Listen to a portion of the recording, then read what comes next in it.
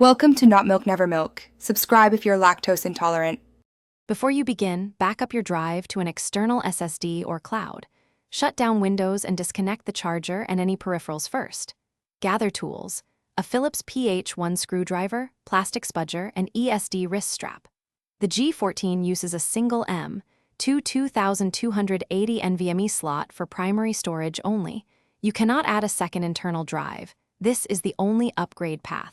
Plan for an M.2 2280 NVMe drive up to 2 TB for compatibility. Also note your warranty terms before opening the case or shipping. Power off the laptop, flip it over, and remove 8 visible bottom screws. Use a plastic spudger to pry the bottom panel from the rear edge.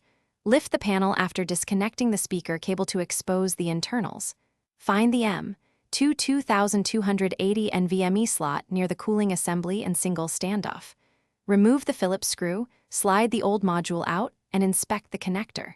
Install the new M.2 2280 NVMe drive at about 30 degrees, secure with screw. Reattach the panel, tighten screws evenly, and reconnect charger before booting. After reassembly, power on and enter BIOS by pressing the F2 key repeatedly. Confirm the BIOS recognizes the new M.2 2280 NVMe drive and capacity shows correctly. If migrating, clone the original drive to the new SSD using a USB-C adapter.